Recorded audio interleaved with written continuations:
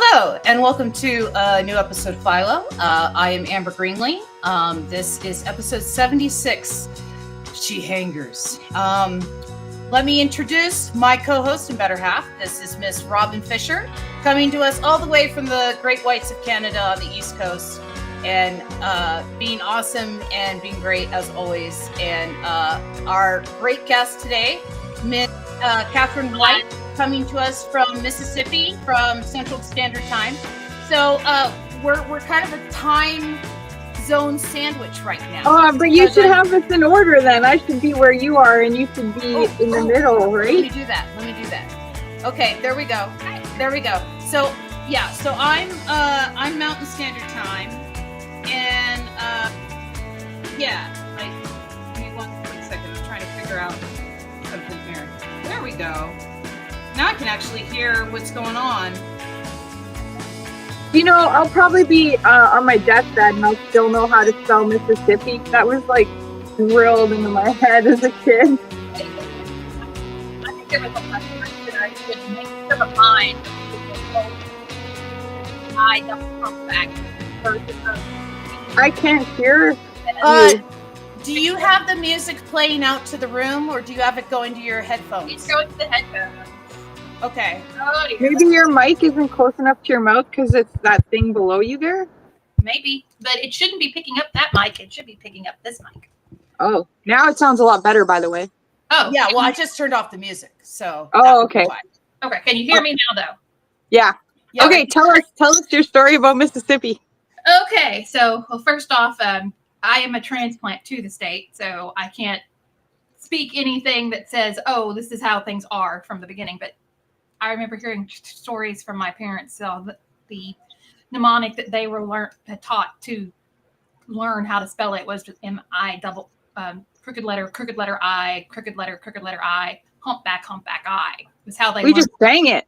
Yeah, and I'm like, M-I-S-S-I-S-S-I-P-P-I. going with the S's and yeah, it's like there's a famous letter way. I think I learned that way. There's a famous Canadian poet called Dennis Lee, and he does a lot of funny poetry with like city names and things, rhymes. All right, so we should talk about our show, eh? Yeah, I realize I have been working on the book. Working on the book, like I didn't even have like the file open, and so now I'm getting there. Oh, that's okay. It gives us chance to say hi to Rob and his puppy, and hi to Kay. Yes, and Rob and his puppy, and hi to Kay, and also Allie the Wimpy Bear just followed, so thank you for that. And it used to be so hard to spell it; it used to make me cry. No way. And then let me. See, I'm a bad speller, but at least I know Mississippi. Let me go to where we are in the Philo story. So the book, Philo Story 1, Philo Story 2, and Philo Story 3 are going to be in the new book that I'm working on called The Big Book of Philo, I decided. And so it's going to be a little bigger, a little longer. It's going to contain those 3 stories, and I'm putting it together right now. We are currently on story 4. Where we are in story 4 is we had the head of Olive Oyl attacking the bartender, and because of his mycelium network to all of the other mushroom on this world, this planet that they're at, they all start singing together. They all get venomized together, and they start singing "It's a Small World After All." They form a chorus line. And so after that, like, I swear I should have the pages open. Like, I've been working on the other project. And so, yes. And so this is where we are. Is, for whatever reason, Armand goes like Silence of the Lambs, and he flails one of the mushrooms so that he can wear its skin, because he's still a circulatory system at this point. Like, he hasn't like grown anything yet. And the Disney crew is sniffing around to see what's going on. the dog has gone rogue as the Disney crew spies on him.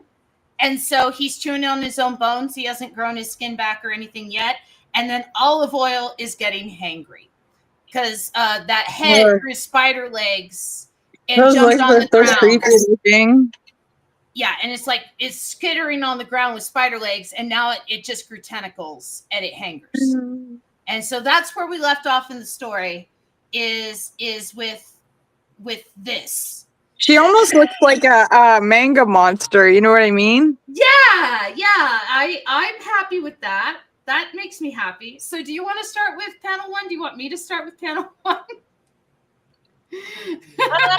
I can start panel 1, I guess. Just okay.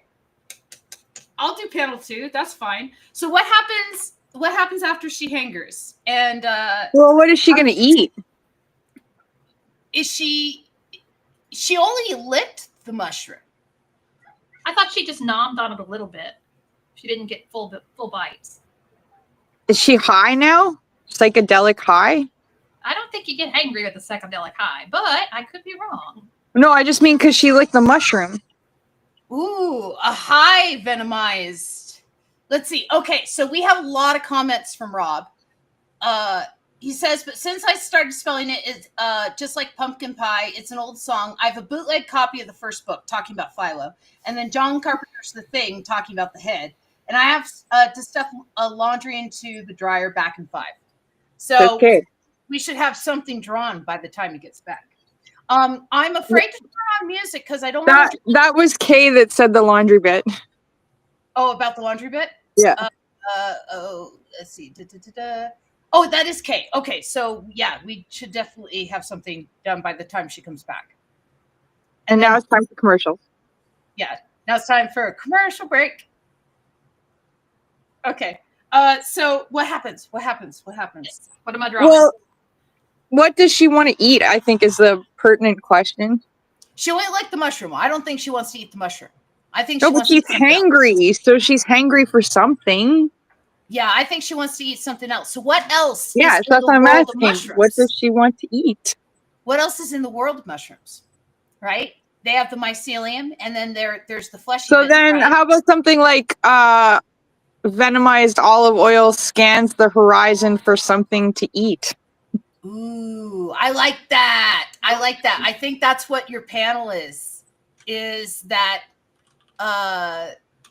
venomized olive oil scans the horizon for something to eat.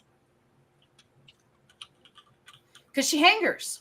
Yes. Well, it makes sense to me. You know, like, let's see. John Cleese says, and now for something completely different. We haven't seen Philo in a while. Now, Philo is neither mushroom nor mycelium. Well, didn't we establish in a story at some point that he's actually an alien? Well, I'm thinking like he might be the thing that she sees that she goes, yummy, you know, but he's also venomized. So she might recognize him as her own, but not the dog. The dog's still bones. And then there's Armand. The dog is a bone daddy. And then there's Armand. Who's become a psycho killer all of a sudden. Well, maybe he should fight Olive Oyl for something, since they're both on this evil era thing. Let's see. If she's scanning the horizon. Right. Well, you should draw what she sees. You know what I mean? Because you made a very good point. We don't know what the mycelium world looks like. So I think this is completely open to interpretation. It could be pretty fun. Does this mean I'm drawing another establishing panel? Sounds like it to me. A planet. And I mean, it's our story, yay! So you should be doing that. Okay. You know what I mean? Okay, we'll do that. Okay. Because it's part of the Bible. This would be part of the Bible, would it not? The Bible of Philo. Okay, so venomized olive oil scans horizon for something to eat. And then my caption is, this is what she sees. Her eyes feast upon the view. and that's what she sees. She sees what she's going to eat. It's seafood. She sees it. She eats it. Upon the view. I like that. Her eyes feast upon the view. Okay. So I'm going to be probably drawing some establishing stuff for a while. That was pretty That's cool. okay. I look forward That's to seeing okay. your idea of a mycelium world. Yeah, and We again, are living in a mycelium world. Are living in a mycelium world. I Like the drove police. the music because I didn't want to drown out Kathryn. You know, Yeah, no, it's cool. I'd Yeah. rather listen to Kathryn too. So this is going to be a very serious episode of Philo. Doesn't have to be. No, but I'm just joking. So let's Oh, okay, see. so that's some funky music. Yeah, 'cause we don't have Rob questions that maybe Venom should leave Philo, or maybe Venom is attracted to hangry oil. Venom leaves Philo. Well, yeah, I mean we should get Philo back. He's been a Venom for half a story already. Okay. And he entered this story as a Philo. Now here's the thing, okay? Venom's a skin. Perhaps Armand wants the Venom. Yeah, that makes sense. He needs a skin. He needs a skin right now. And the two could coexist happily, maybe. So I'm thinking Armand may want the skin, and we have like not a love triangle, but like a symbiotic triangle going on here. Where half the symbiote is with Olive Oyl and the other half of the symbiote is on Armand. No. I'm seeing the symbiote that's on Philo wants to be with Olive Oyl. Mm-hmm. Olive Oyl wants to eat Armand because he's something not mycelium or mushroom. Mm-hmm. And Armand wants to join with the symbiote. I think you should do a diagram of that. So it's like the triangle and it shows each character explaining, you know? Yeah. That's what I think should draw somewhere. I could see a diagram. Someone somewhere should draw that at some point. Well, I think that might be panel 3. I got some. It's starting to get dark here, but it doesn't look dark on the camera at all.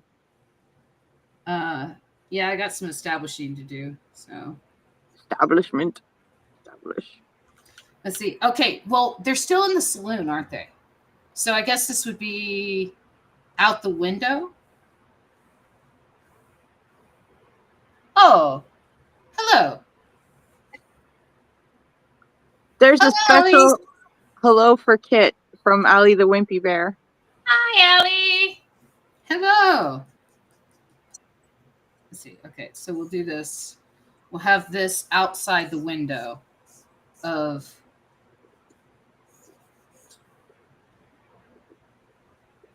there, and then I'll put the saloon doors here.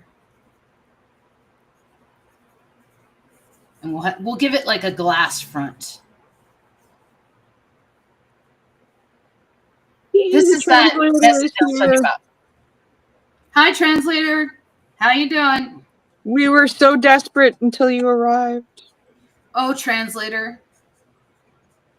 It's funny because we don't actually speak any different languages on here. I speak French a lot in my regular life. We should start interjecting some French into our conversations. Zut alors! Oh, it's not translating it. Mon Dieu! No. It translates in chat. Oh, so translates if somebody, I should translate audio too. Pointless. No, well, it does a lot. Like, somebody, I was explaining it. If somebody types in German, right, no, it will cool. automatically detect the German, and then it will translate it into English, right? And if I reply to that comment in English, right, because they already wrote in German, it will automatically translate it into German for them to read.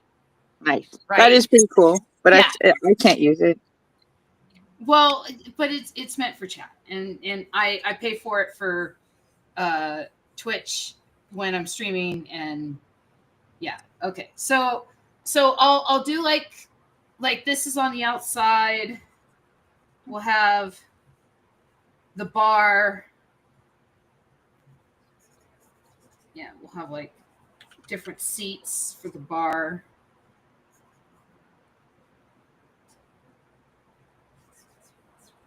Yeah, right here. And then okay. I think that's scratchy enough for me to figure it out on my own. Is she telescoping her eyes? Yeah, I love it. I was just like, Oh, that's awesome. and she's having to hold it up with one of the tentacles. So As she should. You know, she should. Yeah. Oh no. Yeah. I imagine they're like in a giant mushroom. You know, for the tavern itself. So we're gonna have like, I don't know. I think I'm gonna like add dots, but rather than kill my wrist, I'm gonna use one of my brushes for that. Yay! You have cool Yeah. brushes. Yay, cool brushes that I spent a lot of money on. Well, it certainly made that hangry olive oil look creepy. Yeah. What's fun? Yeah. So we'll do this. Go like this. So it looks like you're looking at it from that point of view. And then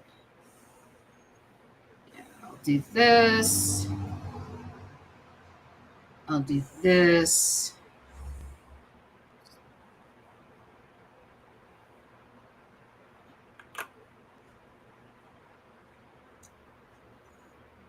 And there's another. We'll be back from these messages. Do you Yeah, guys that would remember be it. those? Yes, that's what it sounds like to me when I read it. After these messages, we'll be right back. Yeah, exactly. That's kind I of think it was like a Saturday morning cartoon thing. it was on ABC, I think, if my memory serves. with the little claymation Yeah, of like the dog and the they had he dog would be doing the pee-pee dance before the messages, and then afterwards he would be next to the fire hydrant and he'd be all relaxed when it's like we're back. I from have the messages. no recollection of any images to it. To me, I just remember the audio. I must have, yeah, I probably didn't see a lot of it. I mean, it was American and I was Canadian. Plus, I had this weird gap in my life from when I was like 7 or 8 till when I was about 11, 12, because I was in Germany. Yeah. We only got, I got one Canadian channel and I got 2 British channels, and that was it. So that I had this really small little microcosm of culture there. Well, at the same time, it makes you the unique person you are. And It's it true. gives you a different perspective than people who were all exposed to the same thing. So, it's not necessarily a bad thing. So, But we did have like Cabbage Patch Kids and like Barbies and She-Ra and stuff like that. I had all that stuff when I was living over there. running home from when school let out to try to catch She-Ra in time when I was a little kid. And I would always miss the first 10 or 15 minutes because of the time it took to get home. I lived close enough so that I could walk. It was Oh, that'd be so frustrating though to miss the first 10 minutes. I would hate that. I'm such a completist about my episodes. I know the only time I ever really got to see, a full episode was days I was sick, oof. Aw. Yeah. But you have you know- watched them since? They're online. You can watch them now. Yeah, well, that's what I'm saying. Have you watched them since? I have not, because part of me is afraid that it's not going to live up to what I liked back when I was a little kid. Well, I have to say, as someone who grew up in that era and watched a lot of that stuff and loved the toys, and I had brothers who had He-Man and stuff, so I was so excited that I could be a part of that world at She-Ra and with the toys and everything. I've rewatched them, and I find that I really like them better than He-Man because they seem a little more serious. Yeah, they're just a little more serious. Mm-hmm. It's not so cheesy. It's not so the maturity is a bit higher, a smidge higher in level. I don't think they'll disappoint you. So He-Man is, this is good, this is evil, right? But Right. She-Ra, she was raised by her father to be an enforcer of this land, right? Her stepfather. He her was like her adoptive father. Well, don't forget, she's secretly He-Man's sister. Yeah, right? she And was there was an kidnapped. exchange when they were babies, right? Or she was kidnapped, right? And so she thought that everything that she did was good and right in the world, and then she has this total world shift when Yeah, she it's realizes crazy when you her think about that. dad is evil, the man who raised her, right? And then So all the rebel scum that she was taught to hate and try and capture are actually people just trying to fight for like their rights as citizens. yeah, and so she has to like get over her own bigotry, her own racism. She has to get over her own privilege, right? She checks herself left and right, episode after episode, and she constantly says, "Wow, I had no idea about this because my dad kept this from me."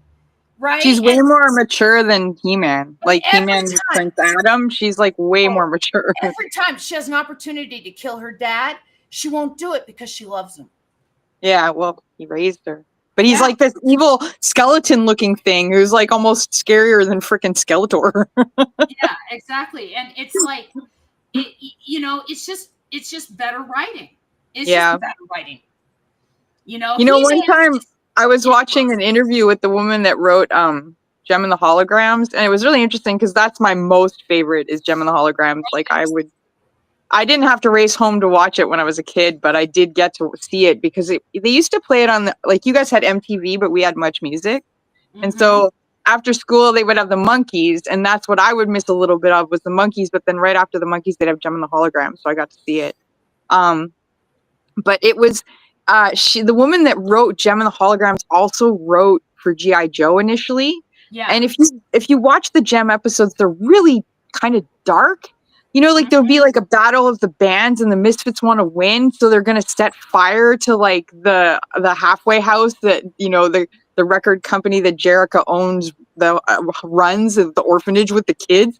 They're gonna set the house on fire. That just makes sense, right? You know, like, or you know, they want to like get this video shoot or something, and the Gem has gotten it, so they're gonna like run them off the road, off this cliff, so they die and plummet to their death. I'm always like, what the heck? But when they interviewed her, she was like, initially it was sandwiched between G.I. Joe and the Transformers.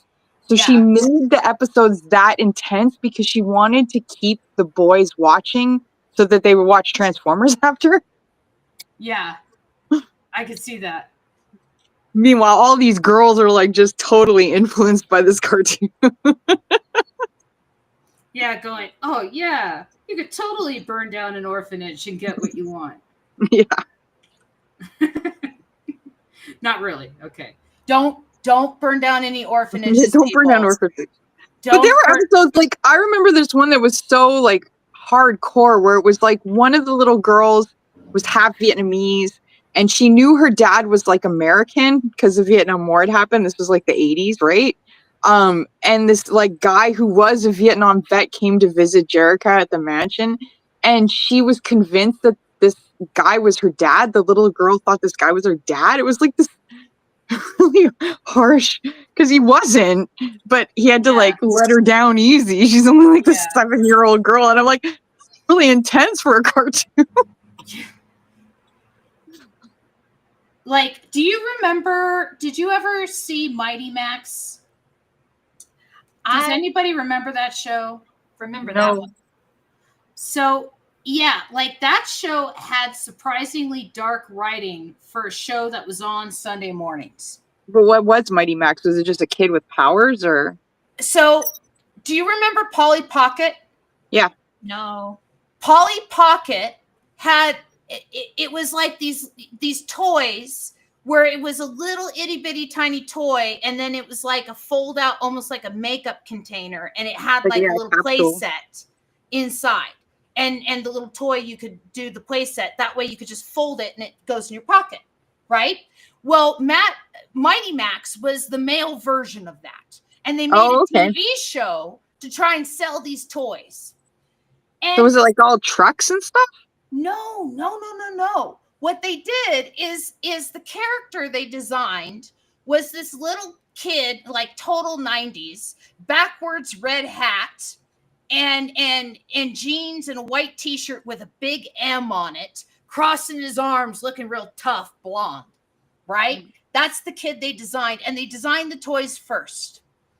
And all the toys were like these, you know, imagine like He-Man play sets, you know, they're like dungeons and like, you know, bumpy play sets, rocky stuff, you know, creatures to fight and stuff. No story, right? But they handed it to these animators and they're like, okay, here, make a story for this. And so what they created was that the red cap, when put on the head of the chosen one, which was Max, could open portals all over the world.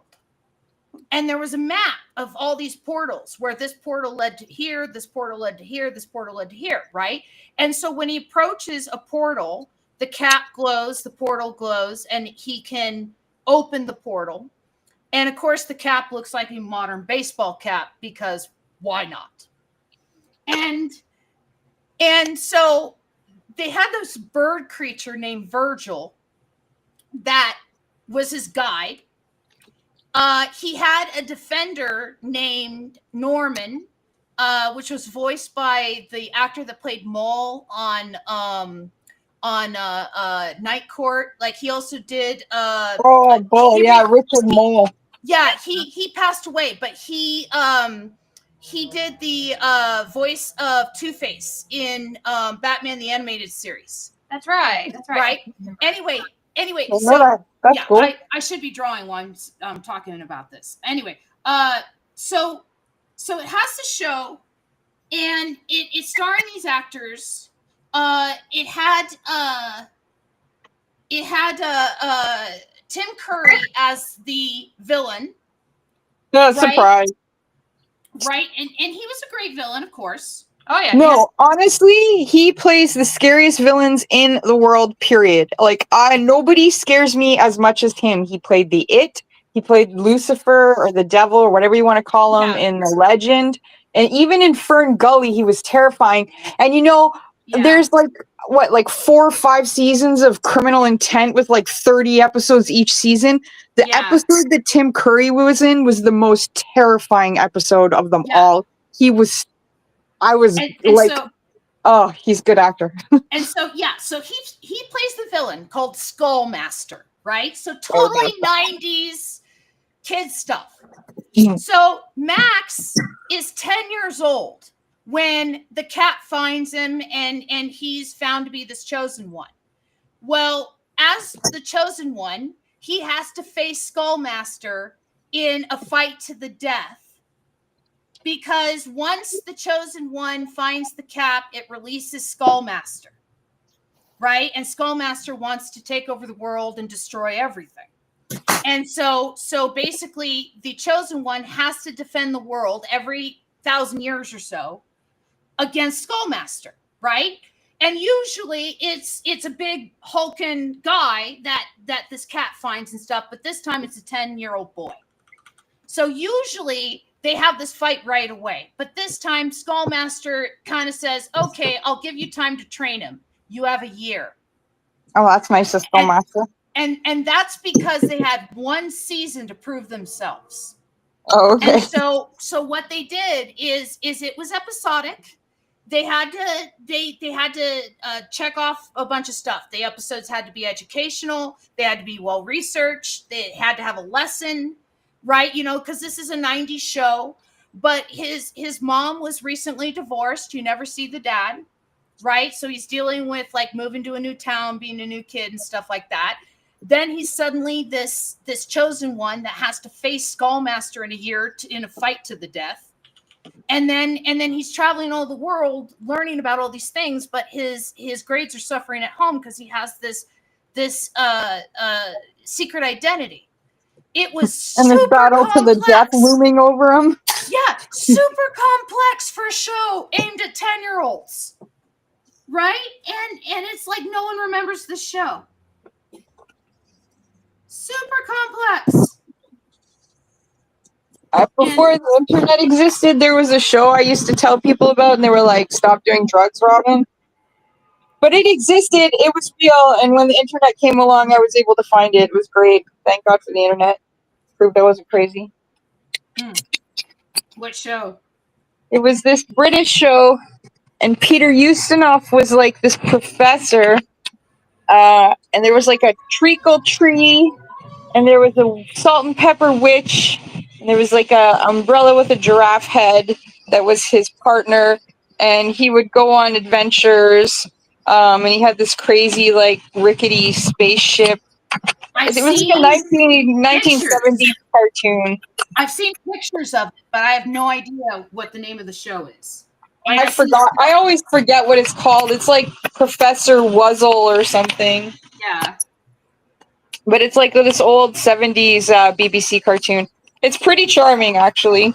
And it's weird that I remember so much of it. But like I said, a lot of my TV upbringing was British and Canadian. So, like, did I ever tell you about the story of Bros? I feel like I told you guys about that story. I don't know. Okay, well, it has a lot of nerd subtext, so I'll tell you. When I was a teenager, like a preteen, like 13, 12, living in Germany, I was really obsessed with this band called Bros, Bros. They were twin brothers, they were blonde, and they had like really standard pop hits at the time, and they were huge in England. Anyways, years go by, and I don't think about them hardly ever at all, ever since their first two albums that I loved as a 12-year-old. Yeah. We moved back to Canada, whatever, I get on with it. I'm watching the second Hellboy movie, and there's that Prince, you know, the Prince Nuada. Yeah, he was in a band, wasn't he? Yeah, he was in Bros. Oh, And I had just no remember- idea. He had become this like martial arts stuntman turned actor who that had spent the last 20 years of his life doing insane martial arts stunts for all these movies, and now was this Prince in this Hellboy movie. Like I couldn't, and it was weird because like I didn't recognize his face at all. It was the way he moved. It was so weird. I was like, there's something triggering something in me, like the way he talks and moves. Like I couldn't explain it because it was not his face. It's like a core memory. If you see him like outside of the movie, out of makeup without the long hair, like he looks so different, right? Yeah. And he's got a twin brother. Like, anyways, they had like 3 or 4 mega hits back in the 80s in the UK. Like I mean like number 1 for weeks on end mega hits. I think I feel like where eyes are going to go now is less on like corporate stuff, like, you know, here's a label and here's our musicians, right? And I think it's going to be more little people on the internet, and not just in music, but I think in movies and television and like little shows like this one. I think that like we're going to steal the eyes of stuff like HBO and Cinemax and you know, like.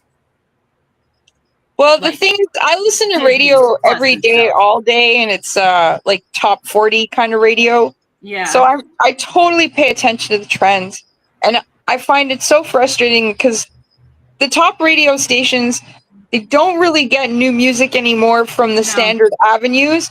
What they do is they discover a song because it's become viral online, either through TikTok or Reels or YouTube or whatever, but it's become viral that way. And then all of a sudden they start playing it, and they play it for a year. Like they don't stop. They just kill it. And it's so, and it's usually like 4 or 5 months after it's been playing online for months. You know what I mean? So it's like, anyways. Oh, good night, Tangent. Good night, Tangent. Have a wonderful night as well. It must be pretty late where she is. She's in the same time zone you are, so yes. 9:30. Which reminds me, I'm going to take this opportunity. Da da da da da da da. Come on, computer. Taking this opportunity in August 2025. That's next month. Philo will be starting at 7 p.m. Eastern Standard Time, 4 p.m. Pacific Standard Time. This is 2 hours before the time that we have been starting. I am doing this for a variety of reasons. I'm letting you guys know ahead of time. She says, "Yay!" Yay! And so that should be easier. That should be better for a lot of people to reach and stuff like that. And so yes, I will see you in the future. Tangent, have a good one. It's always good to see you. And yeah. But let's see, where were we? We were talking about something. We're talking about Broust. And Saturday morning cartoons as well. Saturday morning cartoons, and how the writing in girls' cartoons is better than the writing in boy cartoons. Why is it called gendered? No, that's not true. Because actually, I would say that like the writing in the 80s, because again, like He-Man's writing wasn't bad, but it was simplistic. It was well, it was a toy line that became a cartoon. He-Man's doing good. I'm sorry, I cut you off. No, I cut you off. That's why I stopped talking. Oh, but I was just saying that He-Man's doing good and Skeletor's doing evil, right? That was the breakdown of it. And they never went outside that dynamic. You know, there was never time that I don't think there was ever an episode where He-Man and Skeletor had to work together. Was there? No. No, that's too deep. See? He-Man and Skeletor trapped in a well shaft have to join forces to escape. Star Trek did it. If Star Trek Star Trek is on another level. Come on now. Together, if Star Trek can make Bajorians and Cardassians work together, then television can do anything. Star Trek wasn't a toy line that evolved into a cartoon to make and sell more toys to 5-year-olds. I suppose that's true. Have you ever read the original comics that used to come with the toys before they made the cartoon and the original origin of He-Man? Probably not, no. The original origin I've read the comics, but I don't remember the story of his original origin. Yeah, his original origin of He-Man was more like Conan, where he came from a village of He-Men. And then he was like the last of his village, and now he has to go, venturing across the land, fighting for his madness and shit like that. And these were these tiny little quarter-sized comics, beautifully drawn.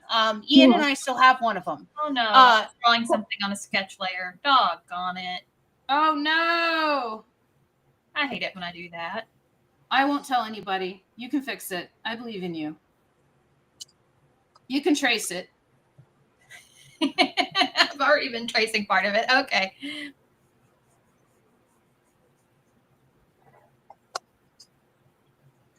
My favorite story about He-Man is if you watch that series, the Toys That Made Us. Yeah.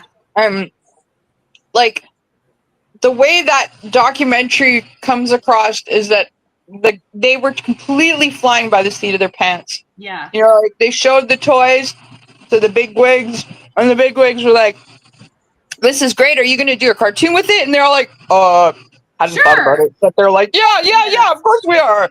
And then later on, the women are like, "These guys are having too much fun, and we want to get involved, so we're going to do our own thing."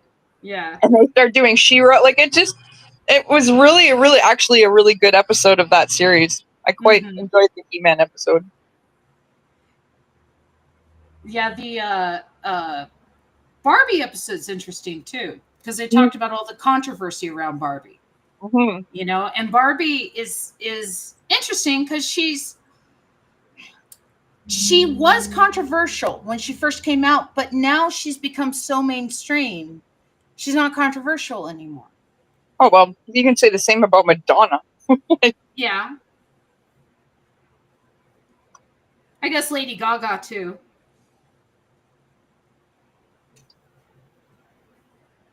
Okay. I think I'm ready for panel 3. This looks like Oh, an establishing shot. So, it's the mycelium world. yeah, And her we eyes just feast open upon the it. view.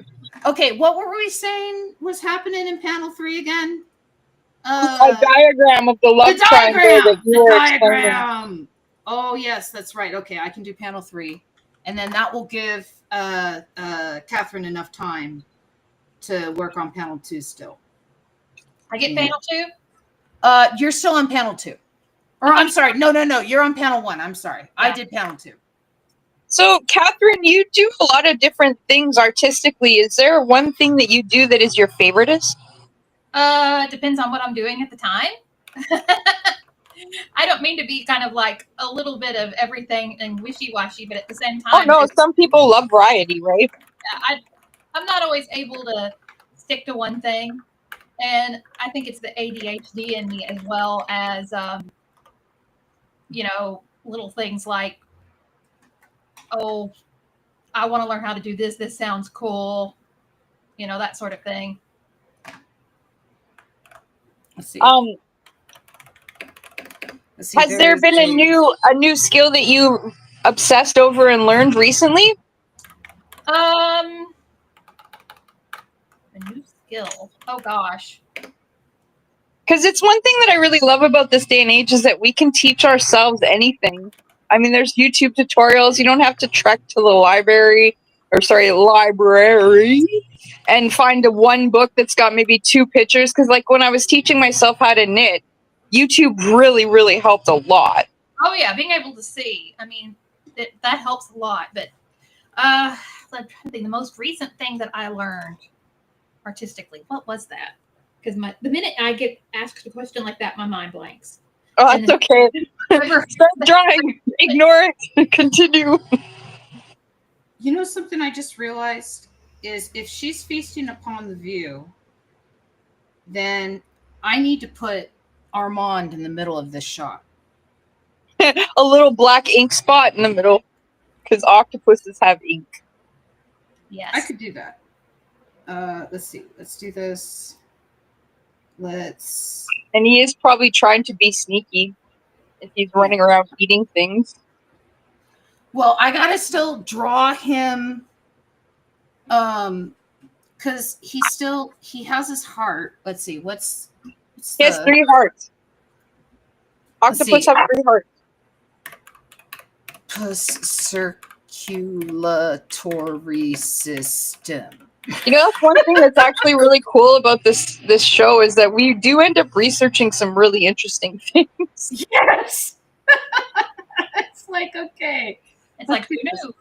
Okay. So what I'm going to do is I realize I haven't given him any eyes or anything, I don't think. But he's going to be mostly covered anyway. This is mostly just for the shape. And then I'll have him. I see him just kind of slinking around in the background. No, because if she wants to eat him, she has to see him. She's got to right? see him. Yeah, that's true. That's very true. Yeah. So, but he's wearing center. But he's wearing a mushroom. Okay. He's in mushroom disguise. Yeah, exactly, because he flailed one. Remember? And so it's got to be like draped over him. So, will anybody be seeing the Superman movie? I want to. I hardly go out and see movies these days. I'm just so used to staying home and reading. Ooh, what you reading? I just finished the most recent new short story that came out for the Murderbot ones. And right now I am also in the middle of the 3rd book of the Mid-Solar Mysteries. What's that one called? Hold on. Midsummer Mysteries? Mid-Solar Mysteries. Oh, solar. Okay, yeah. I did a sci-fi setting. It's like humans on a space station, a sentient space station. And when she first got there, she was one of the first humans, and now there's all these other aliens. But murders tend to happen around her. She didn't do it, but murders happen around her. And then there's alien wasps and stuff too. Nice. Let's see, where's that book app? I cannot ever remember. I've been rereading my favorite, one of my favorite science fiction novels written by a woman. Oh, cool. What is it? It's Sherry S. Tepper, and it's called The Gate to Women's Country. I read that one. That one's really good. It is very good, and I haven't read it since I was like 25, and now that I've been through like a life where I've been an educator and I've lived with men for 20 years or so, you know what I mean? I have a lot more maturity and experience. I really want to read it again with different eyes, right? Right. Okay, the book that I've been reading is The Infinite Archive. The author is Mur Lafferty. I'm going to have to learn how to pronounce the first name there. But yeah, I'm really enjoying that one. So it's like a detective novel, but it's on a space station with aliens.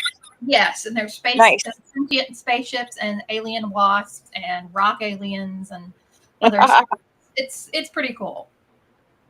Nice.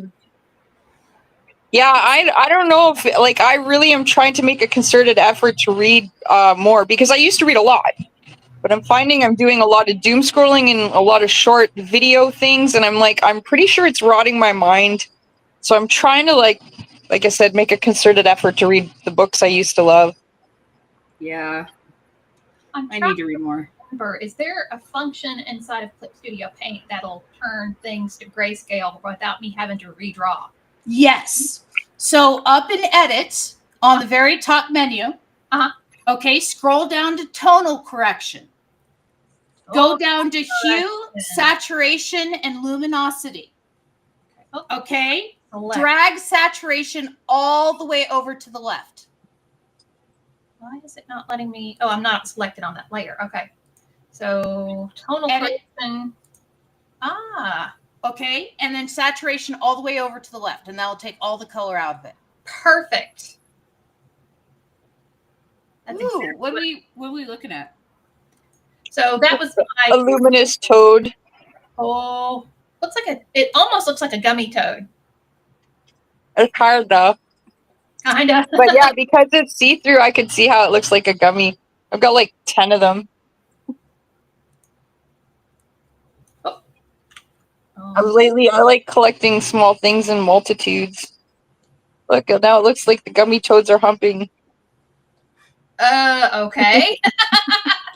I don't know, because that's how frogs do it. That is true. There's going to be this much procreation tonight, but apparently so. And now I have. It's Philo. You should expect as much. That is true. I should expect that much. Yes. I've shown these before, but these absolutely delight me. It's I got these little cats, and inside they have beads, and the beads glow in the dark. See the cat face? See, there's like the eyes and the ears. That's adorable. Yeah, they are, and there's like all different kinds with different feet, and they have little bums and tails. But yeah, I'm addicted to glow in the dark stuff right now. Gummy Toad was my dating name in high school, says Rob. Nice. Gummy Toad.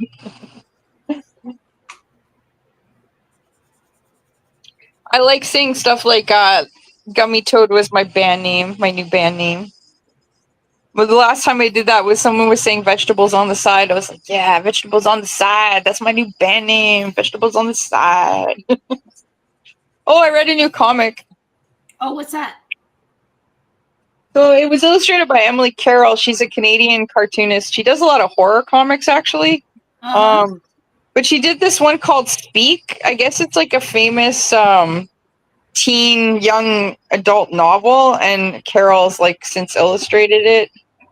It's just about like a teenage girl who unfortunately went through a rape, and then all her friends have kind of alienated her, and she's alone, and she's still going to school with her rapist, and so it's her having to deal with that. Her parents don't understand what's going on, why her grades suck, and she's not telling anybody anything, so. But yeah. Carroll is a really good artist. You write about what you know. What's my next one to draw? You are drawing the next panel. So I was going to do the diagram. And so you are doing what's after the diagram. So that's panel 4? Yes, that's panel 4. Okay. And what is panel 4 going to be? We have not decided yet. Oh, well, So It's we not are Christmas. still in the deciding mode. apparently. Okay. Okay. Here, let's do this. So Ali said that they would go see the new Superman, but my little town isn't showing it. Oh, that's cold. All of my vehicles are broke as well. That doesn't make sense, you know? I mean, for a show that probably starts in a smallville, it should be Yeah. showing in small towns. Well, they don't want to inspire people. Well, it's not only that. It depends on how small the town is. I'm from towns that were so small they had no movie theaters. I had to drive to another place. So, luckily here in Jackson there are plenty, but that sucks. That really sucks. My small town experience was Sault Ste. Marie. It was like 25,000 when I lived there. And we had one movie theater with 3 screens. And the movies that I always wanted to see were the artsy movies, and they only ever played those Sunday night. And my mother believed that Sunday night was a school night because I had school the next morning, and So- this was in high school. So I never got to see any of these artsy theater movies. The only one I got to see, and I begged, like literally got on my knees and begged to see it, and my mom let me go, and that was I got to see Nightmare Before Christmas in the theater when it first came out. And I when I remember leaving the theater just going, her hair was Play-Doh, but her hair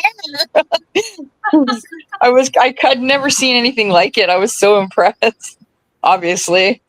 But yeah, let's see. The small town I grew up in, my little hometown, only had like a population of 655 people.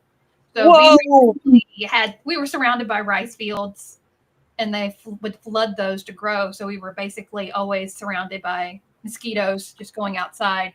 oh, I hate We had to drive all the way to Jonesboro, which is like 30 miles north, for groceries or to do anything, or the movie theater was there in that town. It's just, wow, the college I went to, this was also a college town. So, but it was rural, if I can say. yeah. But it was, yeah. To give you an idea how rural it is, my dad is a diesel mechanic for tractors. So yeah, He did really good business because they had a lot of tractors out there. They had a little tractor dealership in town. They didn't have a grocery store that was, other than maybe a place you could get milk, and that was it. I think that qualifies. Yes. Right? Right. That looks like Armand wearing nothing but A skin. mushroom skin. Yeah. Yeah. Rob thinks that Venom should start separating from Philo when he sees Armand. You think so? Yeah. Okay. So let's see. Okay. So I am doing panel 3. Okay. So panel 3 is the diagram. The diagram. So Okay. that must mean panel 4. Is that going to be Rob's suggestion with Venom separating from Philo? I think so. All right, Yeah. I'm on it. Yeah. Okay. My brother is moving to a small town in northern Ontario, and it's population 1,900. 650 kind of blows my mind. That's like a small military base. Like I think when we lived in Germany, one of the military bases must have had 650 of it. Like, you know what I mean? Like, creepers. And I think I had that. Yeah. Ali says the theater here usually only plays the newest stuff. Like right now, they're playing the new Jurassic World movie. I actually kind of want to see that. But I know it's going to be really scary. But I don't know. I saw the preview when I went and saw, was it Thunderbolts maybe? Yeah, when I went and saw Thunderbolts, I saw the preview for that Jurassic movie, and it actually kind of looked good. I don't know. I feel like they should have stopped after the second Jurassic Park. You know, that one was directed by Steven Spielberg. They should have stopped there. You know, that one cool shot of the T-Rex like howling with San Diego in the back, like that was a good end to Jurassic Park, and then they just kept going. And they're always surprised to see new dinosaurs. And it's like, but it's the same plot each time is, oh, we mutated them more. You know, it's like, come on, dinosaurs think you're aren't missing the amazing point. enough. I think those movies are made for like boys that love dinosaurs. So until boys stop loving dinosaurs, I bet they're never going to stop making those movies. Till people stop loving dinosaurs. I've known plenty of girls who like dinosaurs too. It's true. I know a lot of women that like dinosaurs. I love dinosaurs. In all my childcare years, I've rarely met any little girls that love dinosaurs. But like, you know, it's like those car movies. Till kids stop liking those car movies, they're not going to stop making them. True. But you're right. I should have said kids, not boys. My daughter loves dinosaurs. Yeah. Yeah, I'm not saying there aren't girls that like it. I just think the majority right now still are boys. I see. Okay. Wait, it was the Olive Oyl head. It was the Olive Oyl head that wanted to eat Armand, right? I think so. Okay, I just got to turn around my arrows. Okay. I'm not going to redraw stuff. I'm just going to turn around my arrows. All right. Okay, let me start with an Okay. layer and see if I can actually, stay on ink. There's a lock on that, so I It don't. hides the anthropomorphism.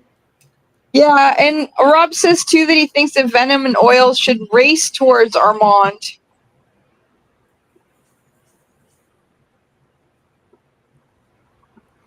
Let's see. Okay, so I'm going to have. Here's that. And then, Octopus wants the alien wants to get rid of symbiote. let me get Olive Oyl. The oil spider. Hey, we should have one of them turn into an animorph. Sure, why not? Well, we've done it before. It could be an interesting throwback. They're already evolving into all these different things already. No, let's not do that. Let's do this. View. Can I view? Yes. Thank you. That. My friend Robin, his wife used to be a character designer on My Little Pony, and currently she's doing illustrations for this huge encyclopedia for dinosaurs. She's obsessed with dinosaurs. She does like the most beautiful paintings of them. Nice. Yeah, Kathryn and I were talking about a book that I put down a long time ago that I was working on, which was like a dossier of cryptics, which were Isn't it cryptids?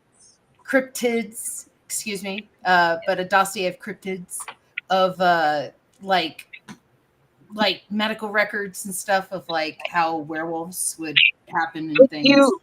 Would you do other cultures' cryptids, or would you just stick to like North American cryptids? I would touch on a variety of them, like just what I found interesting, and not, like I would touch on Universal Studio monsters, just because I just like that group, right? But also like I was telling her about like ghosts would, for me, be a more of a time travel thing than like this is like a supernatural entity. It's like, they kind of make grooves in time, and stuff like I don't know. It's just, yeah. No, it's just because like the majority of the Monster High girls are all like children of cryptids. That's the only reason I was asking, because I was like, they are really interested to get into other cultures, and I think it's really cool. What would be a good cryptogram for skin? Like just a body? Like just a body? Hanging over a chair, the skin of a person? I don't know. That's a really good question. I don't know. Like, I'll give it a zipper. I was thinking stitches on skin, but zipper makes sense too. They get inside the body and zip. Yeah, I'll give it a zipper, and then okay, I'll work on this guy for a little bit. And so we'll figure out what we're gonna do. First of all, we haven't drawn Philo in a while, so let's do Philo. Venom Philo. Yeah, we gotta give some love to Philo. A little Venom Philo. Yeah, the other movie my friends and I were talking about was that new How to Train Your Dragon live action thing. I was thinking of going to see it, but my friend was just like, "What's the point? I mean, they have to." Yeah, it's like they already made the movie. Why'd you Yeah. remake the movie? I'm kind of with your friend on that one. Well, I haven't gone. I was just thinking about it because I love the cartoons. I thought the cartoons were good. Yeah, the cartoons were well made and everything, and it to me like the live action trend is diminishing the hard work and beauty of the original cartoons, right? Yeah. It's like saying they don't matter, right? Oh, well, we'll just make a quote unquote live action version of The Lion King, right? We'll just recreate that success. But what made the success of the original Lion King was the beauty of that animation, right? And the pacing and the facial expressions and the music and the voice acting and the songs, right? And they removed all of that. The songs were still there. Not all of them. And they added some more that didn't fit. And yeah, I don't know. It's just I didn't like it. I didn't like it at all. I did like one, and that was the Jungle Book. I was quite impressed by that, but that was written by Jon Favreau. Yeah. I think they did a really good job on that one. That was also one of the first ones where they were trying this, and I think they were trying to prove something with it. And yeah, it's I don't know. It's the Jungle Book's problematic too because Rudyard Kipling's original story, Mowgli burns the village. Yeah. I'm gonna give Philo a little like pot belly here. In his venom suit. Oh, right. But yeah, he goes into the village and he sees a girl for the first time and he basically approaches her and she rejects him because he's a stranger. He's this wild man from the jungle and he can't stand that. And he steals fire from the center of the village and he burns the rest of the village down. You know, Great and because incel. because he used man's red flower to destroy the village, which also lit the jungle on fire and threatened all the animals and stuff like that. He's then ostracized from the animal communities, and they stopped talking to him. And at the end of the book, he's no longer human, and he's not with the animals anymore. He's something else. Yeah, it's very different than the Disney version. Disney version is bare necessities. You can say the majority of the movies that Disney does are very different from the original. Yeah. True. Yeah. They always have to kind of make it their own version. You know, they have the money to be able to actually like be subversive, you know, and try something out and see if people react well to it, you know. But they always play it safe. Make that money. Exactly. The shareholders have demands. Yeah. Well, the shareholders for UC Health are suing UC Health for approving more claims and stuff after Luigi shot their executive than they had projected, they're suing them for that because their dividends weren't as large as they expected. You know, how dare you approve claims at your health company? Yeah. So it's like, let's see. Okay, let's do the circle. The circle of skin. Like that Lion King reference throwback I made there. Let's see. And then, Oh, there's another circle of skin joke. Rob just made a Disney version of Dahmer the musical joke.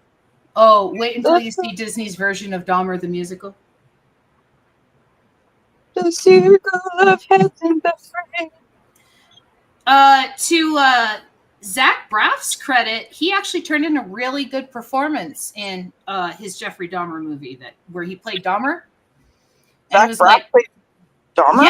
yes, Zach Braff, yes, like acting, like let me study this role, let me try and like get into it, let me let me study this guy, let me read up on this guy, let me work on these mannerisms, let me watch this video over and over again and keep a character diary, right? He did all the work an actor does, right? And he turned in a performance, right? And the thing is it's a movie that makes you feel icky after, because Dahmer is so charming that it's like you almost believe him. But it's such a well-balanced editing job on the movie that you don't. And so it's like you're so angry at the people who believe him because you see through it as the audience member. And Zach Braff delivered a great performance. So yeah, it's I was surprised because Zach Braff, he was Mr. Sexy Guy on Disney Channel forever. And then he Are did you a variety. talking about Zac Efron? No, I'm talking about Zac Efron, maybe. Zac Efron was Ted Bundy. He wasn't Dahmer. Was it? It was Bundy? It was the guy who played Quicksilver in one of the X-Men movies that played Dahmer. Evan. Zac Efron. You're right. I was thinking of Zac Efron. Zac Efron. Yes. Not And he Zac played Braff. Ted Bundy. He didn't play Dahmer. Ted Bundy. But yes, it was one of those performances where you're like, oh, you stupid, you're too good at fooling people, which means that the actor did a really good job. And so yes, it was Zac Efron, not Zach Braff. I'm terrible at names. You've learned this by now. And yeah. And it was Ted Bundy, not Jeffrey Dahmer. Yes. Yes, it was Ted Bundy. The cool thing, though, is that Jeffrey Dahmer was friends with Durf Backdurf, and he did a comic about it. Ugh. Yeah, they went to high school together, and apparently Dahmer used to have to drink like a whole 6-pack of beer before he did a day of high school. Oof. Oh, damn. Yeah. Wrestling with some demons there. Yeah, well, yeah, I went to high school with a guy who became a sexual predator later on. And he ended up going to jail. He's still in jail. He got out of jail for a period of time on good behavior, and then he went back. Rob says Zach Braff was good as Dahmer. But he got out of jail, and then he got out of jail on good behavior, and then he went back to jail for the same shit. Right? Uh-huh. And we were part of the same group of friends, and a lot of those friends were defending him and stuff after all these allegations came out. Oh no, it couldn't be him, and oh, I took my kids to see him for music lessons, and all these things. And oh, I've known this guy since high school and stuff. And I'm like, no one's believing the kids. No one's believing the girls. Like, it just, it put a bad taste in my mouth. And like I said, he ended up going to jail twice for it. So maybe now people finally believe it, but it bugged me because just because he was a cool guy to hang out with, people chose not to believe it, despite the fact there was all this evidence. Right. And it's like he was in the same circle of friends, and I was like the first person to go, not my friend. Mm-mm. Nope, can't condone that. And people are like, well, why? Why are you acting that way? You've known the guy since forever. It's like, because he touched little girls, right? Like that's my wall. Like, why are you on that side of the wall? I don't understand. Yeah, it really bothered me, and, and I realized, like, with Jeffrey Dahmer and with Ted Bundy and with like serial killers and stuff, when people know them and they find out later that they knew them, it's a completely different dynamic than that. But it's still like you hurt people. Like, I don't know if I want that association with you anymore. It's like, ugh. Like, ugh. Yucky. Yeah. But I don't know. I could be wrong. Maybe that's just how the world operates now. Because apparently there's no Epstein list. Apparently. They all talked about it, but it doesn't exist. Yeah. You got to absolutely trust your government, Robin. Absolutely.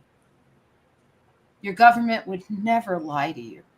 Yeah, well, my government's not disappearing people yet. I'm saying yours as in a figurative government.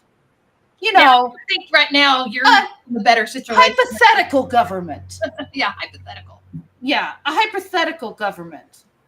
Yeah. No such thing as democracy down there. Yeah. A government would never lie to you, Robin. Never. They'd never cover up a conspiracy that's probably reaches worldwide, leaders all around the world. And, not to mention all throughout our leadership in Congress and the House. And, like we have. Rob, oh my God, Rob, there's a stand-up comic that does a bit that pretty much sounds exactly what you said. And he said that, but the real problem is, the punchline, he's like, the real problem is, to even talk about it makes you sound like a pedophile. Yeah. Hopefully I didn't ruin your punchline, Rob. Yeah. I'm giving her exaggerated hanger mouth here. How are you doing? Do you want the big screen? It's up to you. It's your show. I'll give you the big screen. You're drawing sketchy stuff.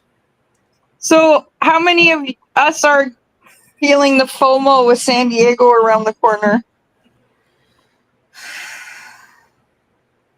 It's so expensive now, and it's not the oh, I never found it's it. Not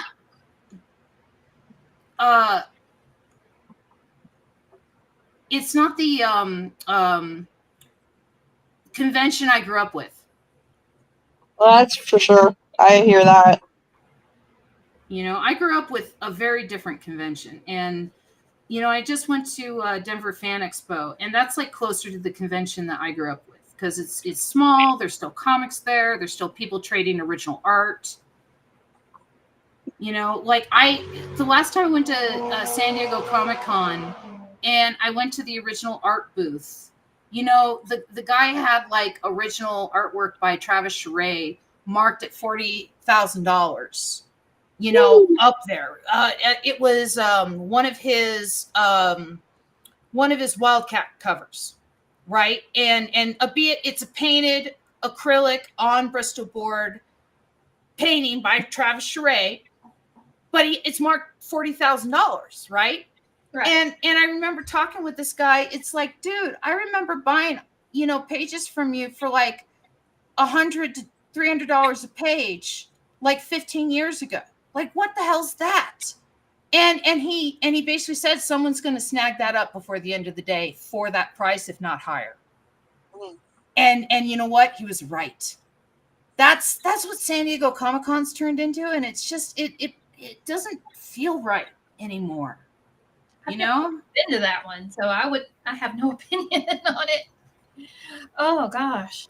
I went the summer of 2000, and I'm pretty sure it was like right on the cusp of starting to become like the multimedia event that it was about to become.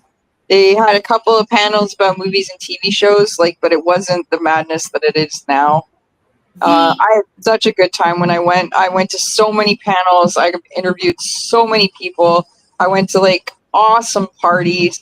Stupid things like I'd be in the lobby and someone would bump into me and I'd turn around and be ready to tell him off, and it was Kevin Eastman and then Simon Bisley right behind him. So I'm like, okay, I'm going to keep my mouth shut. Over there in the corner, there's a bunch of people around this guy and he's telling this story, and you go over and wander over and it's Steve Dillon, being a raconteur about some tale about his time. I just invited Steve Dillon to the show. I don't know if he's going to be on the show. This is a different Steve Dillon. This Steve Dillon is dead. Steve Dillon is dead. I'm sorry. A different Steve Dillon, but yeah, I was talking about the artist of Preacher. Yeah, no, a different Steve Dillon. Sorry. That's okay. But tell me more about your Steve Dillon, because your Steve Dillon is still alive. Well, I don't know if he's going to be on the show or not. I send out invites to artists I don't know on larks as like, hey, you want to be on my show? And and sometimes they respond and sometimes they don't. Sometimes I send them out to writers I respect. Sometimes I send them out to different artists that I would love to have on the show. And it's like, hey, let's do this. But again, it's on a lark. There's no guarantee that I'm ever going to hear back from them. And so Steve Dillon, when I was on Earth Space Live, was one of Chuck's guests. And so I was like, hey, when I was on Earth Space, we had you as a guest. Would you like to be on my show? And so we'll see. Cool. We'll see. Yeah, worst comes to worst, he says no. And I've approached people like Paul Dini, and Paul Dini never responded back. I've approached Eric Larson, or Eric Larson never responded back. And I understand these are busy people, but I've also had the opportunity of, I sent one to Dan Fraga on the lark, and he's going to be one of our guests next month. And I sent one to Dave Alvarez on the lark, and he's going to be one of our guests next month. Nice. Neil Cohn, who is a doctor in neuro biology, but he's buddies with Scott McCloud, and he has grants from the UN talking about how comics and the brain work with each other. And so he's my guy that I was telling you about that we're gonna have way in October. That's in Copenhagen.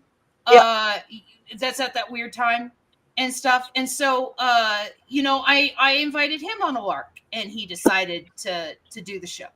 That's really cool. Yeah, so it's not like I haven't had some success with my hey, let's see if you want to do this.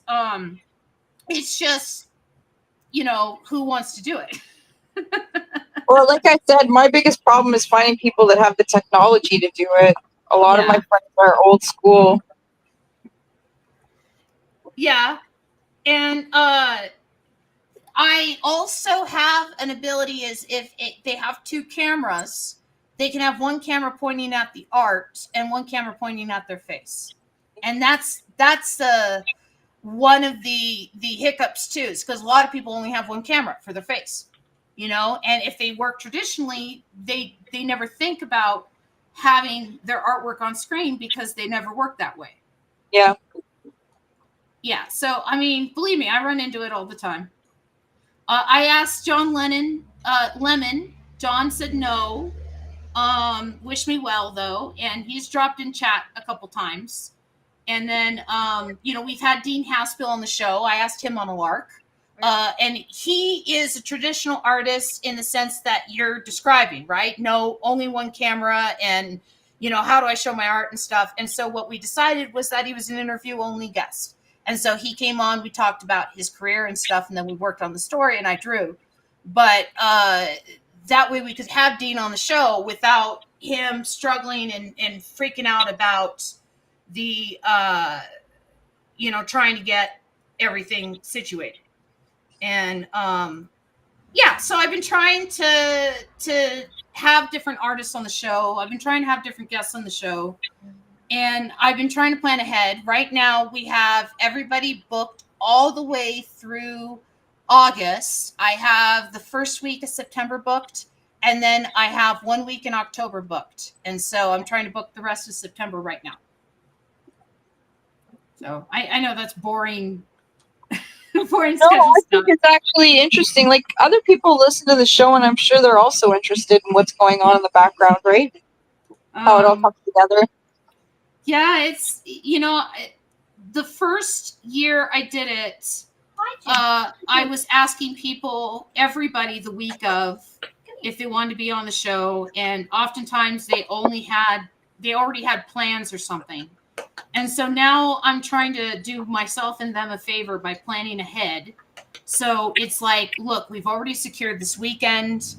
We've already done tech check. Okay, this is Ginger. She just got my attention. And she was not too happy to be picked up. Oh, what, cat? Yes, big orange. Yeah, you can't see her. She's cute. She is a giant girl. Yes, I know. Look at that tail. That just means she's happy. Yeah, she came and she actually tapped on my leg with her paw. Mom, pay attention to me, Mom. You don't need back there. No, you just want to chew on cords. You can't go back there. No. You can keep it company out here, but you can't go chewing on stuff. I know. I don't know if it's the angle, but her tail looks so long. She's got an average sized tail, but she's just a big girl. To give you an idea. I'm going to hold her real quick. Woo! Wow, look at her. That is a big cat. She is a big girl. She's stronger. That just means she's happy. Yeah, fat and happy. We got the butthole.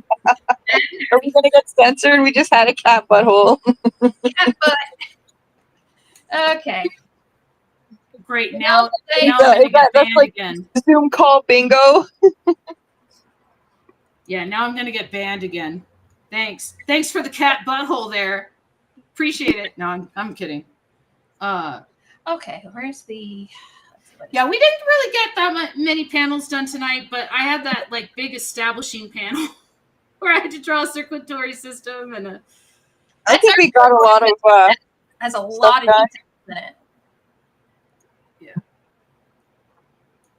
No. Plus, it's always fun to draw Olive Oyl hangering. we're exposing story arc. Yeah. Yes.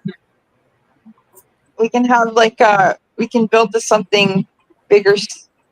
We're building to something bigger. Yeah. Yeah. We can do that. I can see that. We're building to something bigger. So what would you say is your favorite convention you've been to? Ooh. I haven't been to a whole lot, so I can't give really a good answer on that one. Mostly the little regional ones, and I've been to one in Dallas, and I've been to one in Chicago, and I've been to one in MegaCon in Orlando before it became meh. As a matter of fact, that's where I met my fiance for the first time. Was at the airport on the way to MegaCon. How did you meet him? Were you both wearing like nerd T-shirts and you started talking, or? Well, he apparently knew I was going to be on the flight thanks to our friend JT. And because JT was going to be picking us up from the Tampa airport and we were going to be driving into Orlando because it was cheaper. And I had no idea that he was going to be, had gotten up where he was flying from Jackson and I was catching it from Memphis. So he had to stop over at Memphis and I had no idea. And he just comes up and introduces himself. Kevin was already a web cartoonist at the time. So, so yeah. I remember that. Mm-hmm. Yeah, well, I mean, you guys have been talking online. Yeah, I mean, we had known of each other. We had seen each other's work, but we hadn't met. And there were so many people that I hadn't met. Yeah. Like, you hadn't met me. Right. In fact, we've never met. We have never seen each other in person. We've never seen each other in person, but, we've known each other for literally years. Mm-hmm. Yeah. So we'll do that, and then we'll give him venom eyes. The curve. Oh, there it goes. There's a setting I'm missing. Later, loser. Oh, Yeah, I still haven't seen the third Venom movie. I gotta check that out. I've only seen the first one, but I enjoyed it. Yeah, I like the first one a lot too, and the second one wasn't bad either. It was fun. I think Marvel forgot that comic book movies were supposed to be fun. But that's not a Marvel one. That's a Sony one. I know it's a Sony one. That's what I'm saying, is that it was fun. And I think Marvel forgot that comic book movies were supposed to be fun. It's like... Thunderbolts was fun. I don't know. I haven't seen that one yet. I laughed a lot. I was actually quite surprised by how much I laughed. I'm going to have to redo that word balloon. I'm still learning that part of the app. What do you need help with? I just got to remember how to do the outlines and everything just right. I'm still switching from WorkBrain, which is all the freaking Adobe suite, and now there's this. And do you want to do a tutorial day sometime where we could just play with the program and I can show you a bunch of stuff? We can play. That would be cool. Maybe a draw. We got a draw date. Yeah, we can do a tutorial day and I can show you a bunch of stuff, and we'll watch videos and stuff, because I will watch them again and show you how awesome the program is, and you'll be like, oh my gosh, this is awesome. Rod thinks that Hangry Oil should be a face hugger on the venomized Armand.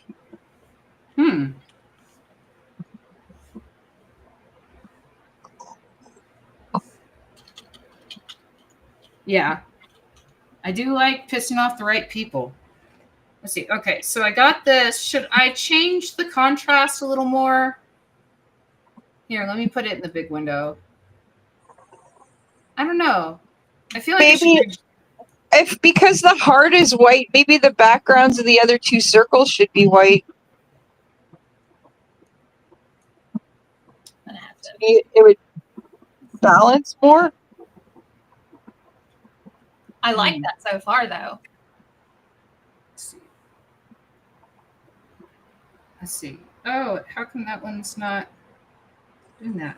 Okay. Let's see. It's that. And then, oh, I see. Okay. There, let's try doing this. We'll take out the arrow. We'll take out the heart. Yeah, that's what I was thinking too, is the background darker. And then we'll add a little bit of extra stuff. And where is my auto select? There we go. All right, anything else? Right up here? Nope. Right up here. Okay. Anything else? Yes. All right. I think think that's everything.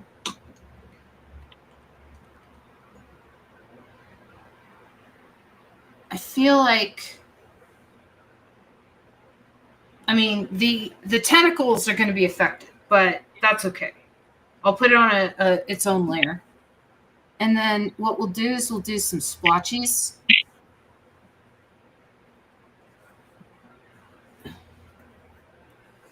We'll do some like splotchies.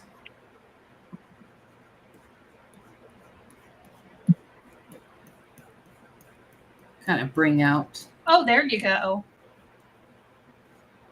Yeah, that looks better Yeah. than a whole entire background darkening. Yeah.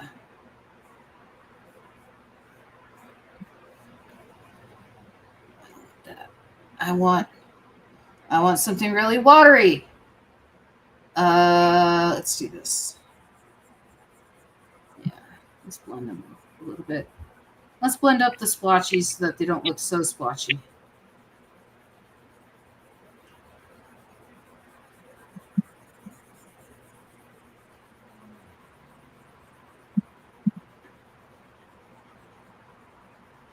There you go. That looks a little bit better.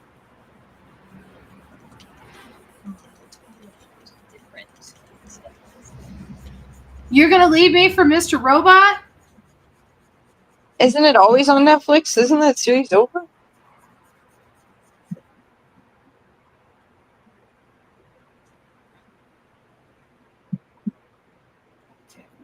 So it's 10:33. Is it cool if I bail? You are relieved. You are you can clock out. Thanks. I know I've started to nod a little. No, I think I'm just finishing up this panel, and I think that's probably Kathryn's last panel. Yeah. And we're probably gonna wrap up here in like 5 minutes anyway. But I will bid thee adieu, Miss Robin. Good night, Kathryn.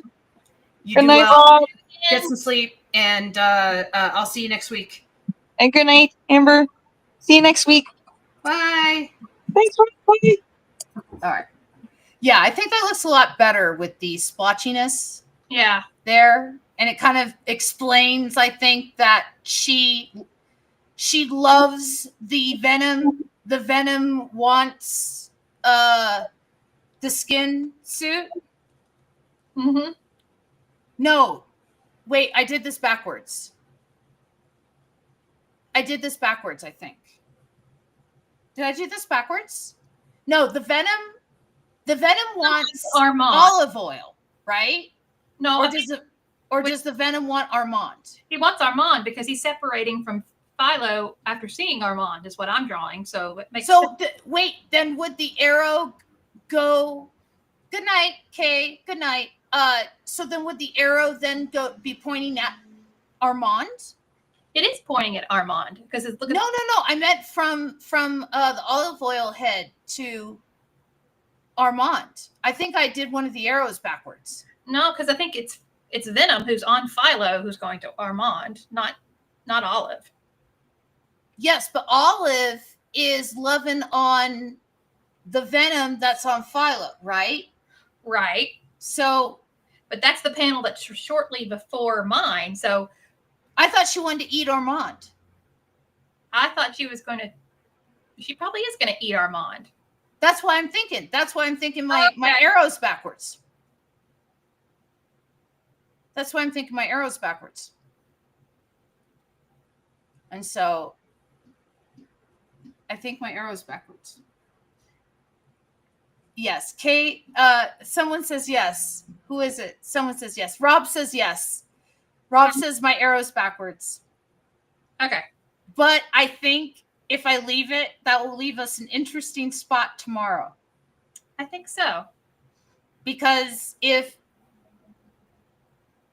she's like, I'm loving on the Philo venom, and then the Philo venom's like, I'm going to like skin suit Armand. But no.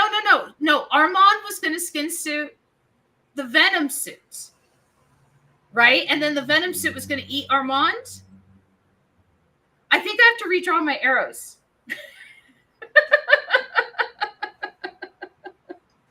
Do we need a flow chart for this? I think. Wait. Let me do this.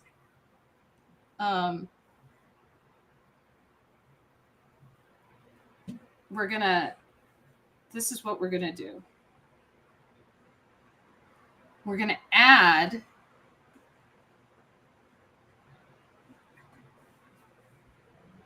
We're gonna add.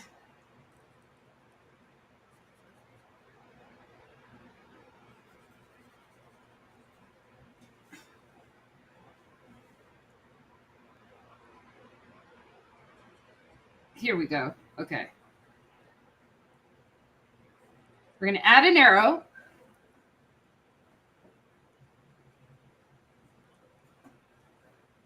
Yes. And then, let's see, was it this one?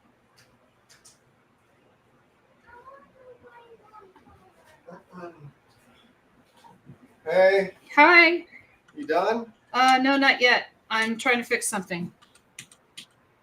And then, let's see. Yes.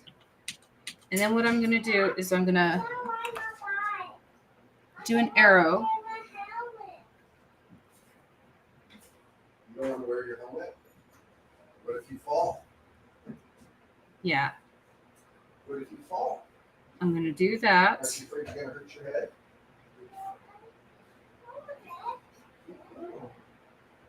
Okay. And then this is going to be white. Give me a second. Okay. And then this is also going to be white. And it's like it was that way the whole time. It's like it was totally meant to be that way. Are you okay? Did you hurt yourself? Did you hurt yourself? Okay, give me a second. I see it. Yeah, that's probably going to be next time, though, Rob. Oops.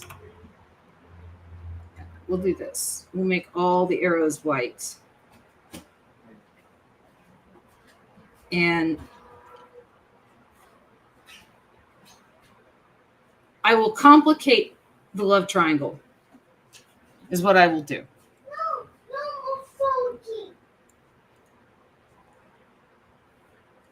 I will complicate the love triangle. What do you think? Yeah. Let's complicate it. That way, it's like I planned on it, even though you and I know I didn't. Happy accident. But we can pretend that this was what was meant the whole time. And Robin will come back and she'll be like, wait a second. She'll come back next week. Wait a second. That's not what we said. I'm like, I know. I screwed up the arrows. I was trying to fix them. Don't hate me. Yeah. Okay, there we go. It's like they were meant to be that way the whole time. Okay, there we go. Why is Armand pointing?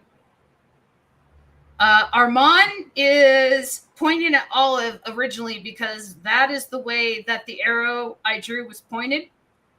And I don't want to fix it. And so Armand is pointed at Olive.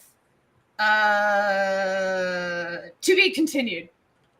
We'll figure it out next time. You'll figure it out. So with that, I'm going to put up the end credits. This is produced by me, Amber Greenlee.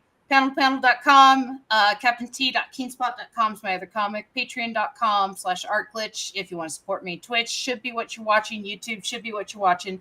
I'll see you guys in the future. Thank you, Robin Fisher. Thank you, Kathryn White. And we'll see you guys next week. Thank you.